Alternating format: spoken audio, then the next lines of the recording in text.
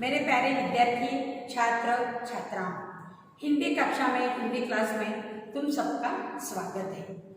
Welcome, good morning to all. आज हम पूरक पठन ये नया अभ्यासक्रम 9वीं कक्षा में आया हुआ है। 8वीं कक्षा तक तुम्हें पूरक पठन नहीं था। पूरक पठन में 2 भाग हुआ करते हैं, गद्य पद्य। ये पद्य है, इसे जापानी हाइकू कहते हैं। यह कविता है पूरक पठन की। तो सबसे पहले हम इस कविता का वाचन करेंगे, उसे दोहराएंगे। पूरक पठन यानी स्थूल वाचन, मराठी में जिसे हम स्थूल वाचन कहते हैं। तो ये यह जापान की हाइकू कविता है, बहुत छोटी सी कविता है। तो इसकी पहले हम इसका वाचन करेंगे। मन पूरक पठन, रचनाकार विकास परिहार। घना अंधेरा, चमकता प्रकाश और अधिक, करते जाओ पाने की मत सोचो, जीवन सारा। जीवन नैया मझधार में डोले, संभाले कौन। रंग बिरंगी रंग संग लेकर आया फागुन, कांटों के बीच खिलखिलाता फूल देता प्रेरणा। भीतरी कुंठा आंखों के द्वार से आई बहार, खारे जल से धुल गए विषाद, मन पावन। मृत्यु को जीना जीवन विष पीना है जिजी विषा। मन की पीड़ा छाई बन बादल, बरसी आंखें। चलती साथ पटरियां रेल की, फिर भी मौन। सितारे छिपे बादलों की ओट में, सुना आकाश। तुमने दिए जिन गीतों का स्वर, हुए अमर। आखिरी 3 पंक्तियां। सागर में भी रहकर मछली प्यासी ही रही। तो ये मन कविता रचनाकार विकास परिहार ने लिखी हुई है। विकास परिहार का जन्म 1983 गुना मध्य प्रदेश में हुआ। इन्होंने 2000 से 2006 तक भारतीय वायुसेना सेना को अपनी सेवाएं दी और फिर पत्रकारिता के क्षेत्र में उतरने के बाद रेडियो से जुड़े। साहित्य में विशेष रुचि होने के कारण नाट्य गतिविधि से भी जुड़े हुए हैं। प्रस्तुत विधा हाइकू शैली में कविता लिखी है। हाइकू जापानी शैली की लघु यानी छोटी कविता है और ये सारे विश्व की सबसे छोटी कविता कही जाती है।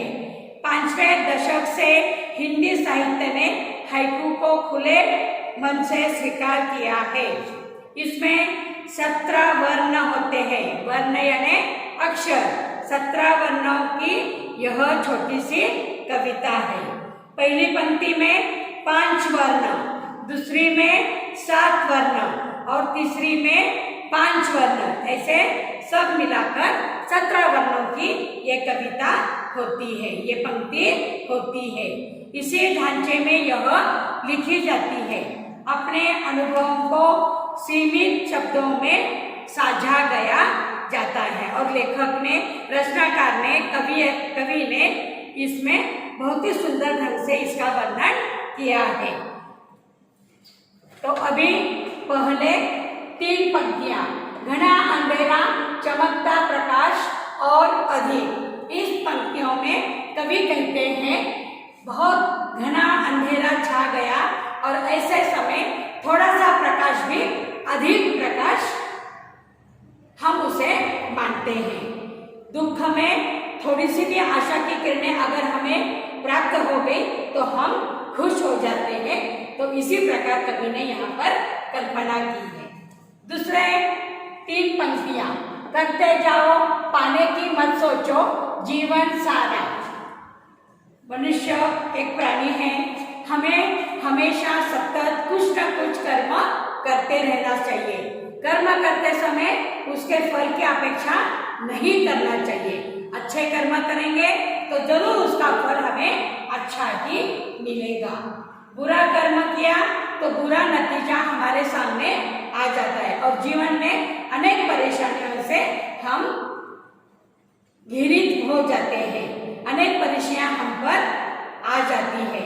और ऐसे इसमें हमें हमेशा कर्म करते रहना चाहिए, अच्छे कर्म ही हमें करना चाहिए।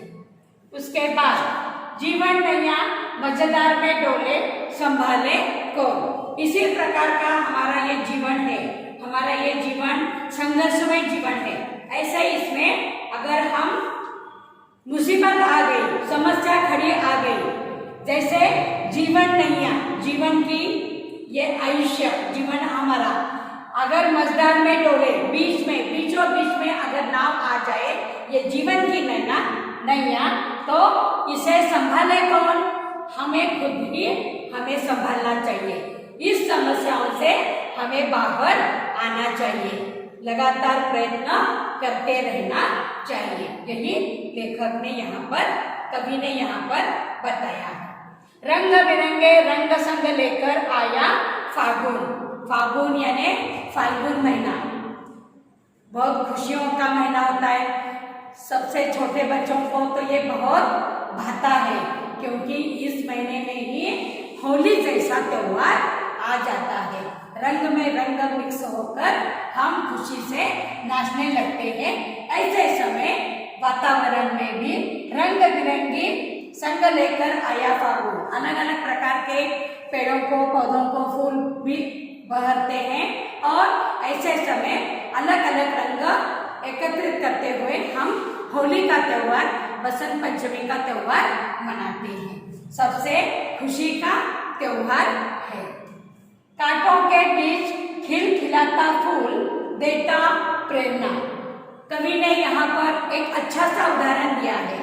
कवि यहाँ पर कहते हैं गुलाब का फूल, फूलों का राजा यानी गुलाब, लेकिन ये किसमें निकल आता है, किसमें उगता है?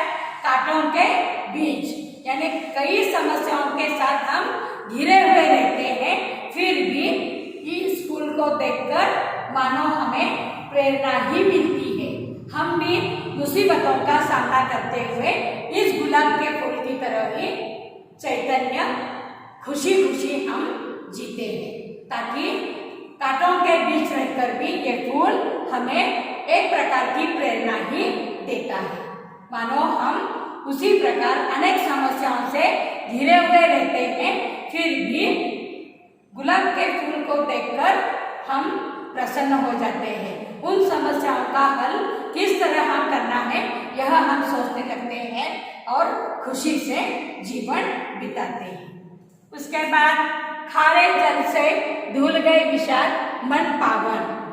खारा जल, खारा आंखों, जब हम सफलतापूर्वक जीवन में नहीं हो पाते, सफलता हमें कभी कभी नहीं मिलती, तो सफलता से हमारे आंखों से जो पानी टपकता है, जो आंसू निकल आती है, वे आंसू किस प्रकार होते हैं? नमकीन खारे जल की तरह। और ये खारे जल से हमारे सारे दुख अपने आप आंखों से बाहर निकल आते हैं और हमारा मन एकदम पावन हो जाता है, पवित्र हो जाता है। हमारा दुख दूसरों को अगर हमने शेयर किया तो मन हल्का हो जाता है, मन पावन और पवित्र हो जाता है। जैसे वो अंदर खारे जल की तरह बैठ जाता है और ये खारा जल अपने आंखों से अपने आप टपकने लगता है, तब हमारे धुल गए विषाद, कवि ने धुल गए विषाद मन पावन, ये विषाद खारे जल के पानी से मानो बाहर आ गए और हमारा मन बिल्कुल पावन हो गया, पवित्र हो गया। दूसरों को हमारे दुख अगर हम शेयर किए तो जरूर हमें थोड़ी राहत मिलती है, मन अच्छा लगता है, मन पावन बन जाता है, पवित्र हो जाता है। मृत्यु को जीना, जीवन विष पीना है जिजी विषा। जिजी विषा यानी जीने की इच्छा। ये मृत्यु, जीने से मृत्यु तक ये जो हमारा आयुष्य है, ये जो हमारा जीवन है, हम जीते रहते हैं। जीवन में कभी कभी, हमेशा जीवन कभी सुखदायी नहीं होता, जीवन संघर्ष में होता है। ऐसे इसमें हम बाहर निकलकर किस प्रकार जीना जाए यह सोचने लगते हैं। और जिजीविषा, जीवन विष पीना है जिजीविषा। जीने के राह के लिए हम कई समस्याओं को, उसका सामना करते हैं, डटकर मुकाबला करते हैं और मृत्यु को, जीने के मृत्यु से यानी जीने से मृत्यु तक जो ये हमारा जीवन है उस पर कई प्रसंग ऐसे आ जाते हैं और जीने की हमें तमन्ना मिलती है। उसके बाद मन की पीड़ा छाई वन बादल बरसे आंखें। ऐसे इसमें अगर जीवन से मृत्यु तक जो संघर्ष है उसमें ये मन की पीड़ा, मन का दुख, मन का दर्द जो होता है वे हमारे बादल जैसे आकाश में छा जाते हैं, उसमें ठंडा हवा लगने से फिर बरसात हो जाती है। उसी प्रकार मन की पीड़ा छाई बन बादल, ये बादल बनकर हमारे आंखों में छा जाते हैं और आंखों से जैसे बादलों से पानी बरसता है, टपकता है, उसी प्रकार ये बादल हमारे आंखों से अपने आप झिरकने लगते हैं। तो मन की पीड़ा छाई बन बादल बरसी आंखें। मन की पीड़ा, मन का दुख, मन का दर्द जो बादल की तरह हमारे आंखों में बस जाता है और जब आंखों से पानी टपकने लगता है तब ये मन की पीड़ा खत्म हो जाती है, दूसरों को हम हमारा दुख बतलाते हैं। उसके बाद चलती साथ पटरियां रेल की फिर भी मौन। कवि ने यहाँ पर हमें मौन रहने के लिए कहा है। हमेशा कुछ कुछ बोलते, बकबक करते समय करने से हमारा काफ़ी नुकसान हो जाता है। कभी कभी मौन करने से ही हम जीवन में आगे निकल जाते हैं। जैसे उन्होंने यहाँ पर उदाहरण दिया है, चलती सात पटरियां रेल की फिर भी मौन। एक साथ रेल की पटरियों से ये गाड़ी अपने मंजिल तक हमें पहुंचा देती है। तो इसीलिए मौन का, हमारे सकारात्मक विचार अच्छे रहते हैं लेकिन कभी कभी हमें मौन करना पड़ता है। मौन करने से हम हमारी ये मंजिल, ये गाड़ी आराम से, जैसे चलती सात पटरियां रेल की फिर भी मौन, एक दूसरे के साथ वे साथ साथ जा रहे हैं लेकिन मौन। यहाँ पर कवि ने मौन रहने को हमें बतलाया है।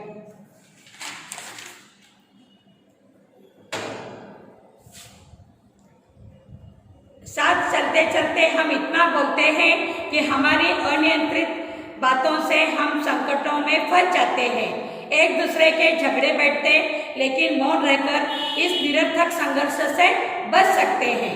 हमारी सकारात्मक सोच का विकास हो सकता है। मौन रहने से हमारे मन को एक प्रकार की शांति मिलती है, आत्म मूल्यांकन करना संभव हो जाता है, हम सही निर्णय लेने में सक्षम बनते हैं क्योंकि मौन हमारे विचारों को आकार देता है। रेल की पटरियां साथ रहकर भी मौन है और गाड़ियों को अपने मुकाम पर पहुंचने से मदद करती है, वैसे ही मौन हमारे लक्ष्य तक पहुंचाने में हमें मदद करता है। यहाँ पर लेखक ने, कवि ने मौन रखने के लिए हमें कहा है। उसके बाद सितारे छिपे बादलों की ओट में सुना आकाश। हम देखते हैं चांदनी रात में, हमने देखा है कि चांदनी रात में आकाश की सुंदरता चांद और सितारों से होती है, लेकिन चांद और सितारे कभी कभी बादलों की आड़ में, ओट में यानी आड़ में, उसके पीछे छिप जाते हैं। ऐसे समय ये आकाश सुना सुना सा लगता है। उसकी सुंदरता इन सितारों से ही होती है, लेकिन ये सितारे जब बादलों की ओट में छिप जाते हैं तब ये आकाश सुना सा लगता है। समझ में आ गया? उसके बाद तुमने दिए जिन गीतों को स्वर हुए अमर। तो इस प्रकार हमें अपने जीवन के नैया या गीतों के स्वर बनाकर हमें उन स्वरों को अमर कर देना चाहिए। उसके बाद आखिरी 3 पंक्तियां, सागर में भी रहकर मछली प्यासी ही रही। यहाँ पर कवि ने बहुत अच्छा उदाहरण दिया है। कवि यहाँ पर कहते हैं मनुष्य के पास बहुत कुछ है, बहुत संपत्ति है, लेकिन जरूरतमंदों को अगर वह काम में न आ गए तो किस काम की वह रहती है।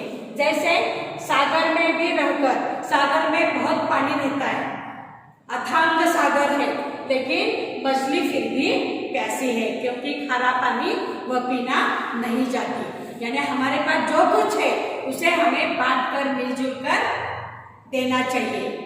अगर किसी को बांट-जुल कर मिलकर हम दे दिए तो वह हमारी जरूरतमंदों को अगर हम काम में आ गए तो वही हमारी सच्ची संपत्ति होती है। इसीलिए कवि यहाँ पर कहते हैं सागर में रहकर भी मछली प्यासी ही रहे। अपने पास सब कुछ है, लेकिन वो दूसरों के काम के लिए हम उसका उपयोग नहीं करते, ये बेकार की बात है। समझ में आ गया सभी को? तो जापानी हाइकू की ये छोटी सी, सबसे विश्व में भी छोटी कविता मानी जाती है मन। यहाँ पर कवि ने अलग ही ढंग से इसको प्रस्तुत किया है। उसके बाद कविता एक वर्ग में लिखनी है, वर्गपाठ में, और उसके बाद शब्द संसार में शब्दार्थ लिखने हैं। मजेदार नदी के प्रवाह का मध्य भाग, जीवन की नैया, यानी जीवन बिताते बिताते हम एक उम्र की ओर आ जाते हैं और समस्याओं के साथ हम घिरे जाते हैं। ऐसे समय हमें कौन संभालता है? तो हमें खुद ही संभालना चाहिए। कुंठा, घोर निराशा, जीवन में कभी कभी कुंठा से, ये आंखों से बाहर, भीतरी कुंठा आंखों के द्वार से आई बाहर। भीतरी कुंठा यानी अंदर का जो दुख है, दर्द है, वो अपने आप आंखों से दर्द के रूप में, दुख के रूप में बाहर निकल आता है। कुंठा, घोर निराशा। विषाद, खेद, दुख, जिजीविषा, जीवन के प्रति आसक्ति, जीने की इच्छा, ओट, आट। तो ये शब्दार्थ, शब्द संसार भी तुम्हें वर्गपाठ में लिखने हैं। समझ में आ गए? तो ये छोटी सी 17 वर्णों की, वर्ण यानी अक्षर। पहले इसमें 1 2 3 4 5, पहली पंक्तियां 5 वर्णों की, दूसरी पंक्ति 1 2 3 4 5 6 7, 5 अधिक 7 अधिक 1 2 3 4 5, फिर से 5, सब मिलाकर 17 वर्णों की सबसे छोटी कविता है। और ये कविता के मार्फत कवि ने बहुत ही अच्छे ढंग से हमें समझाया है। जीवन में हमें कभी कभी मौन से भी रहना चाहिए। मौन रहने से हम आगे जीवन को ले जा सकते हैं। बार बार बातें ज़्यादा करने से कुछ फायदा भी नहीं होता, कभी कभी मौन रहना भी अच्छा होता है। समझ में आ गया सभी को? तो वर्गपाठ में पहले कविता लिखो एक बार, उसके बाद शब्द संसार में शब्दार्थ, और अगली तासिका में हम इसका स्वाध्याय पूरा करेंगे। धन्यवाद।